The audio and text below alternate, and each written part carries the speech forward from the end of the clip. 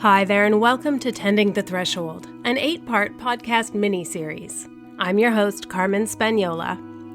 These special edition episodes of the Numinous podcast feature conversations with my fellow presenters at the Tending the Threshold Conference, an event happening in Ashland, Oregon on May 26th and 27th, 2018. This extraordinary event is a gathering of change makers, bridge builders, and edge dwellers. It's about relationship, ritual, and revolution. It's an experience of radical togetherness, disruptive social change, and emergent creativity. There will be art, beauty, play, grief, gratitude, conflict, intimacy, and community. In other words, this is not the patriarchy's conventional conference. The container at this unconference will be held by a group of 10 co-facilitators from 3 countries and many walks of life. The group includes poet and spoken word artist Tannur Ali, conflict engagement and resolution practitioner Aftab Erfan, equity and inclusion consultant Desiree Adaway, clinical psychologist and author Bayo Akomolafe, social entrepreneur Donnie Maclurcan, artist and death doula Rachael, educator, facilitator, and Indigenous rights activist Erfan Ortega, videographer and artist Bec Stupak, therapist, ritualist, and conference founder Truhlar, and myself, Carmen Spagnola. For new listeners, allow me to just briefly introduce myself. I'm a clinical hypnotherapist, a somatic trauma resolution practitioner, and a wilderness guide. As of spring 2018, this show, the Numinous Podcast, has been around for 4 years and over 100 episodes. And occasionally, I'll do a mini-series focusing on a singular topic. Throughout this mini-series, I'll be hosting conversations with my co-facilitators, exploring the threshold upon which we find ourselves as humans living in these challenging times. I'm asking each guest how they see the threshold and why they feel drawn to gather with others in Ashland to tend the threshold. Rachael is a full-time artist, musician, writer, educator, and death doula. Her work lies at the crossroads of grief, creative expression, death, and magic. Her background is in critical pedagogy and constructivist theory. She spent over 20 years in the classroom as a public school art teacher, as well as in community-based art programs that served primarily at-risk youth, folks with disabilities, and low-income communities. Bec Stupak is an artist, musician, and videographer whose work is based on visioning, ritual, and ecstatic play. Her focus has been on depicting liminal spaces and transporting the viewer into the non-ordinary through the experience of her work. Most recently, she's been exploring the experience of ceremony through a series of drawings that are transformed into wearable prayers. I connected with Rachael and Bec online. So, Rachael, the event that we are co-facilitating in May in Ashland, Oregon is called Tending the Threshold. And I'm hoping you can describe how you see the threshold at which we stand as humans living in these times. Thank you. I think that we're in a place of reckoning and a place of kind of trying to figure out where our limits might lie and how to create the most beauty we can with what we have. I saw something about, there's only 26 letters in the English alphabet, but we get like all of Audre Lorde, that there's this beauty in sort of knowing how things have a beginning, a middle, and an end. How they have a situation in time and space that's relational, and how we really need to come to grips with have we gone too far in certain ways, and can we go further in these other ways that we haven't tried yet? And so that's how I sort of see this threshold that we're kind of talking about in this event, this place of figuring out where the edges of things are so that we know what shape we're dealing with, and sort of coming to grips with what that might be, in a rather kind of radical way. Mm-hmm. In that we're looking at the roots of the things and trying to understand how we got here, before we can maybe say, what are we going to do about it? Mm-hmm. Well said. I appreciate that. And so, Bec, I'm curious, how would you describe the threshold? Same question for you.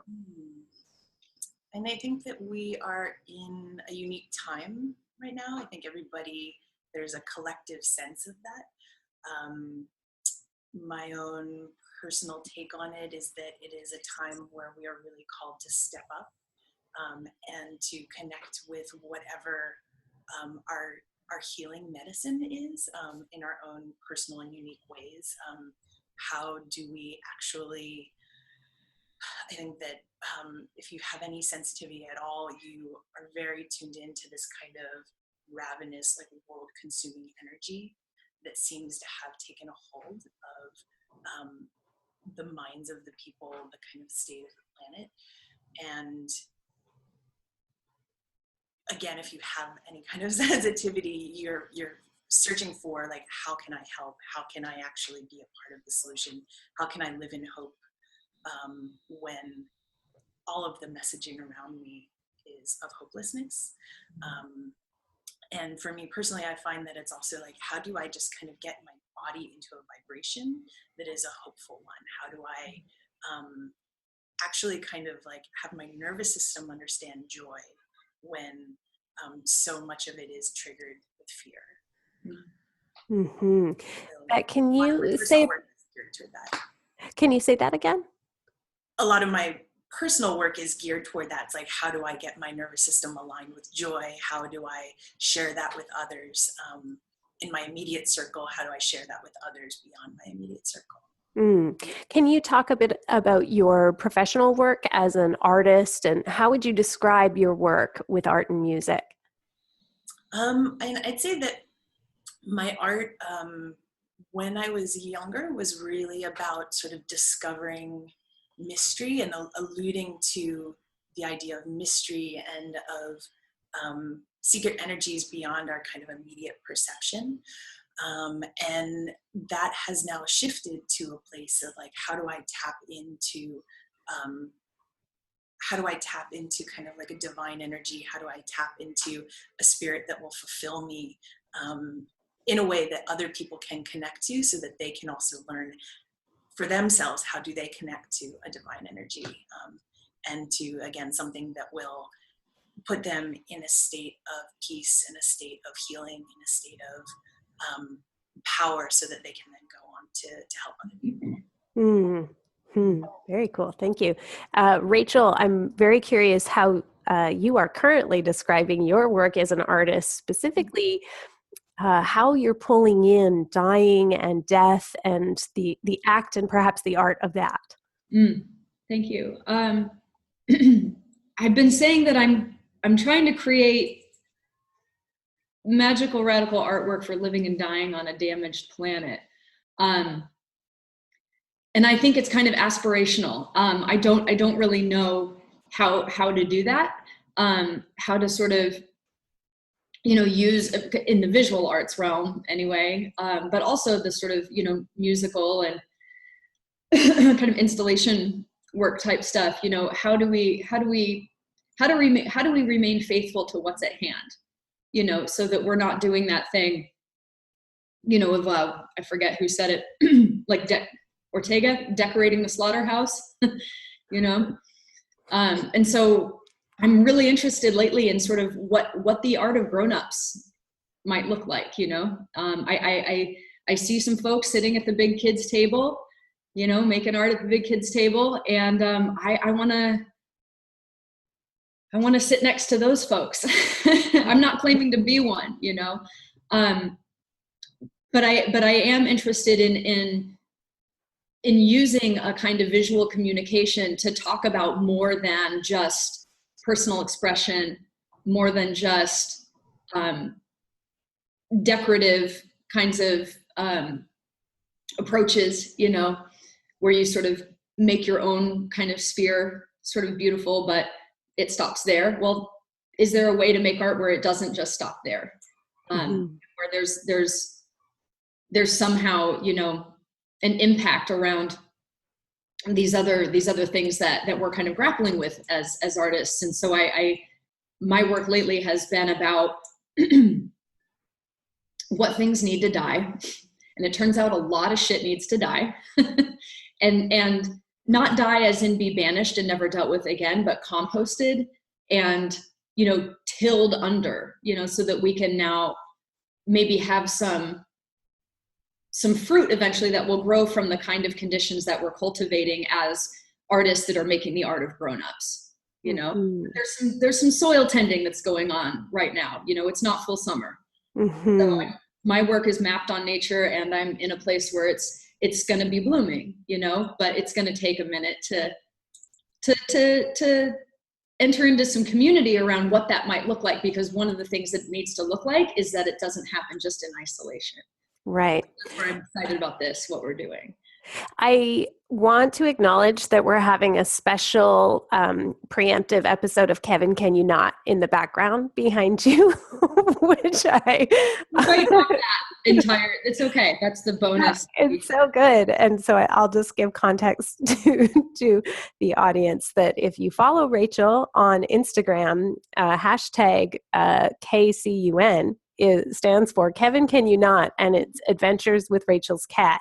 Thank you. And so it was perfect because it was right around where you were talking about something new is growing and there's life happening. And that's one thing I really appreciate about your work and your art is that, yeah, the more or the something else you're grappling with are these large scale collective problems, like what the fuck needs to die? But at the same time, there's a personal connective quality, you know, that there is beauty and there is a kind of relatability, as well as, you know, a bit of a bridge, you know, like the beautiful things that you make are so accessible that it makes it transcendent for, I think, more of us when we understand the background, you know, the artist statement about where it's coming from. So I like how you have a nice, it's not totally populist, but it's a very accessible, approachable, and relatable visual communication style, and it's fun. It's fun and it's real, even though we're talking about death and killing capitalism and all of those things, which I love. So thank you. So I'd like to ask you a bit about how you see your work helping communities or society to grapple with these large-scale cooperation dilemmas like white supremacy, like patriarchy, like colonialism. You know, these themes keep coming up in your work. So what are you hoping to do there? I'm hoping to kind of have a sense of like, how did it get like this? I think that there's a way in which, especially among sort of like liberal progressive folks, there's a way in which we want to jump into fixes immediately. We want to jump to the solution, you know, and be part of the solution. You be the change you want to see, like all the sort of, you know, rhetoric around positive mindset and this kind of thing. And I think it's worth noting that it's kind of like they say in AA, you know, our best thinking got us here, right? You know, so there's a way in which I want to kind of reckon with how it got like this before we can say how to fix it, you know? And I don't think we can get around that without kind of reckoning with the advent of whiteness, with the way that colonialism has affected modern consciousness, with the way that we sort of view the world as this kind of background upon which the human drama unfolds. You know, there's this way in which the world's kind of this, we talk about it as natural resources, you know, that it's, you know, kind of fodder for my own evolution, you know? And I think that there's a way that we need to kind of look at how history and how things like the essentialism of Aristotle and the separation of the known thing from the knower of Descartes, like how that has really informed, you know, colonialism and expansion and myths of progress and how it got like this, you know? And so that's where my work is sort of this like kind of, I don't know, it feels very slow and plodding to me. You know, there's a lot of like pressing of leaves into paper and waiting, you know, and then the next day going, okay, you know, and it's this slow thing. And it's about tannins and it's about time, you know, and it's about this sort of slowing down. And kind of finding this way of making a treasure of what we have, because it's tenuous. It's really hard to know, you know, where it's all going to end up. And so I'm not so much interested in like solving all the things as opposed to like feeling more connected with a lineage of understanding that's going to, I think, result in a sense of there are many things that we need to stop, you know, and there are many beauties in living in those limits of when it's time to stop, when it's time to say no more of this, you know, no more of this way of thinking, of this way of pillaging, of this way of understanding, that there's these other ways of understanding. There's these other ways of knowing that are actually very quite ancient and rooted in a place that's not about the future, you know. Mm-hmm. Mm-hmm. I don't even know if I believe in future. I don't actually know if I believe that time works that way. I kind of think that we fold into the past. Mm-hmm. There's no future, really, you know. There's this way in which time goes backwards and we become ancestral. That's the push. The push is towards the past, to be ancestors that are worthy of being claimed, right? Mm-hmm, mm-hmm. I don't know if my art communicates that, but that's what's in my mind when I'm working. But I live with some of your pieces of art. And of course, because I follow you on social media, I've seen the peeling away of the pear leaves and that sort of thing. And so I understand better now the draw and the attraction, because I also enjoy kind of, you know, when I am teaching students about intuition, it's like you need to let the cosmos play. You need to invite the universe to collaborate with you, and you're going to have this sexy collaboration between you and the universe, and you're just going to see what happens instead of trying to always hold your vision, you know. So I can see the parallel there with that. As an artist, you're not necessarily trying to claim space for your vision. You're working with, you know, the other beings to bring something forward and lift it up. I really appreciate that. So Bec, you've been working in helping people access more non-ordinary, or you could say mysterious, states of consciousness with, it sounds like pretty multimedia approaches for a long time.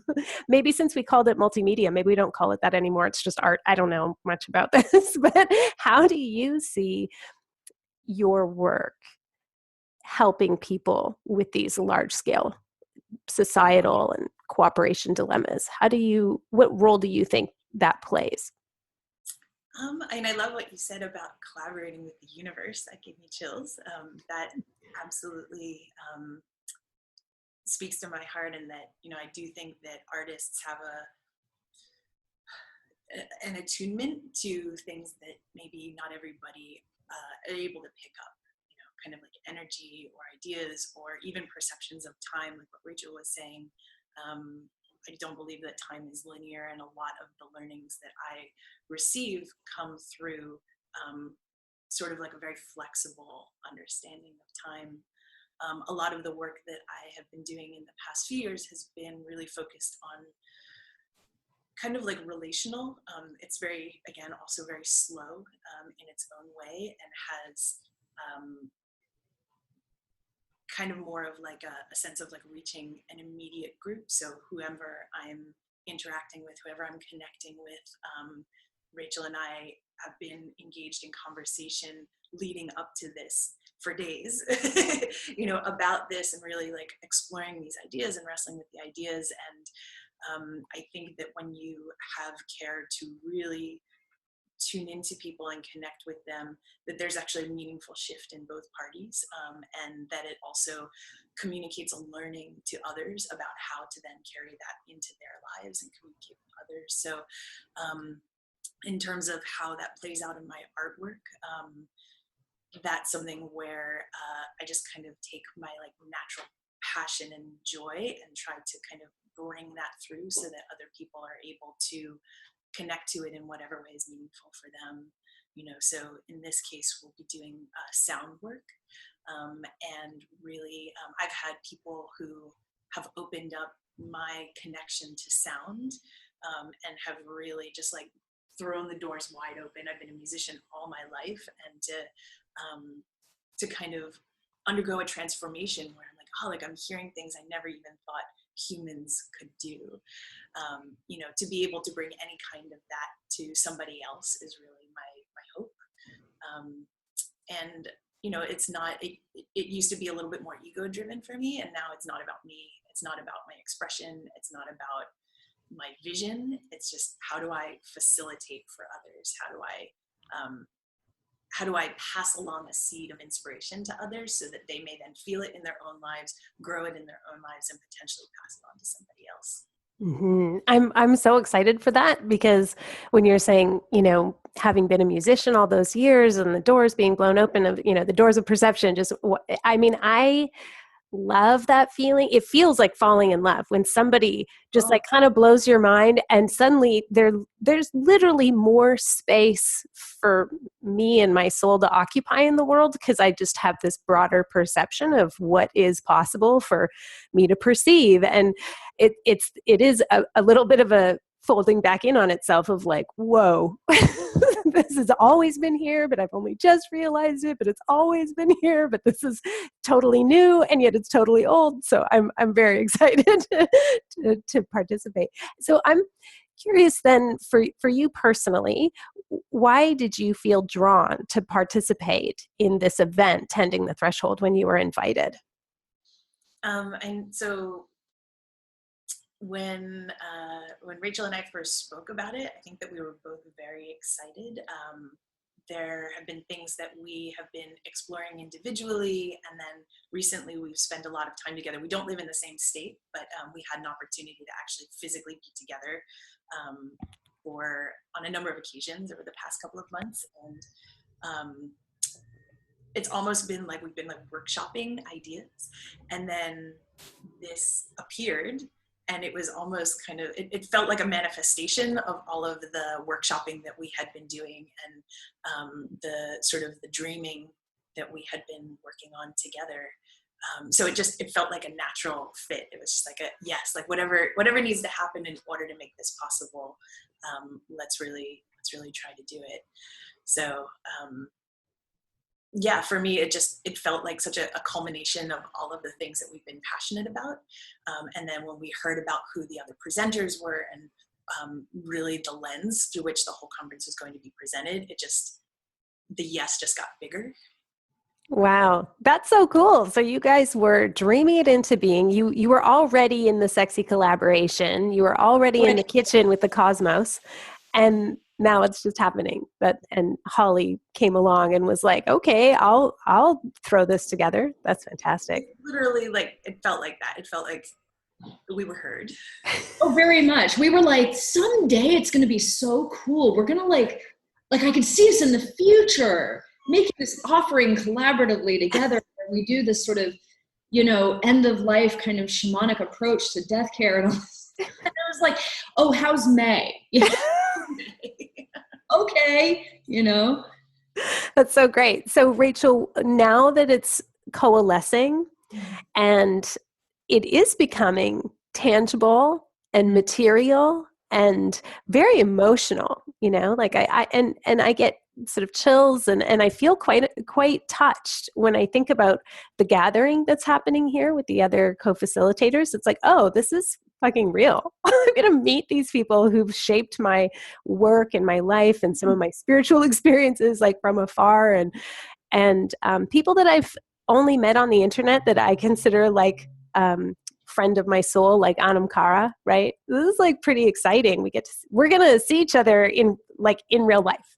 And so I'm curious, what are you most feeling as May approaches and the Tending the Threshold event is becoming real?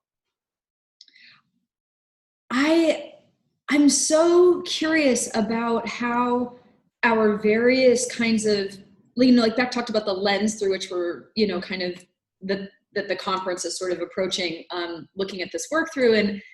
And that's where I'm kind of very interested in the folks that are coming, because there's a pretty diverse kind of group of folks that have really kind of unique understandings and approaches. And Adrienne Marie Brown, right? Like, shout out. My little blankie that I carry with me now. She talks about like, what's the conversation? There are people in the room. What's the conversation that only those people in that room can have? Let's have it. And that's where I'm like, I will buy a ticket to that.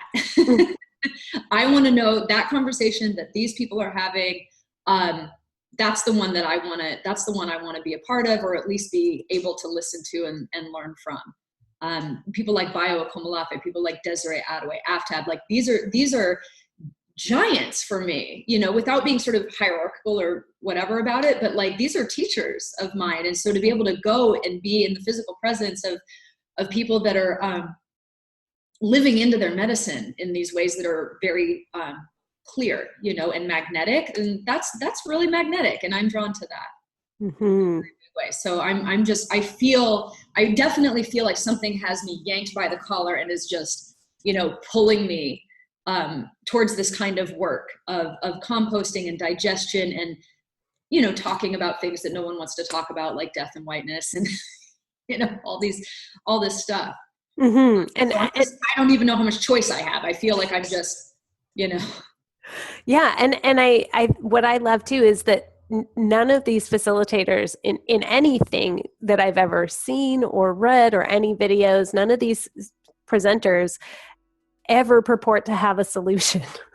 They're just like, I only have some methods or like an attitude of approach, a quality of approach, a certain kind of etiquette in how I'm going to, enter and be with. And then I'm just going to be responsive to whatever emerges, so that's pretty exciting. Well, I can't wait. I can't wait to hang out with you in person. So thank you very much, Rachael and Bec, for spending time with us today and sharing what you're bringing. Can't wait to do it with you. Thank you. Thanks, Carmen. I'm really excited about it. To find out more about Tending the Threshold and to purchase live or live stream tickets, go to tendingthethreshold.com. And please don't let money be a barrier. Organizers have a solidarity fund that sponsors people with marginalized identities and less financial privilege. If you have need and would like to attend, reach out to tendingthethreshold@gmail.com. We hope you'll join us.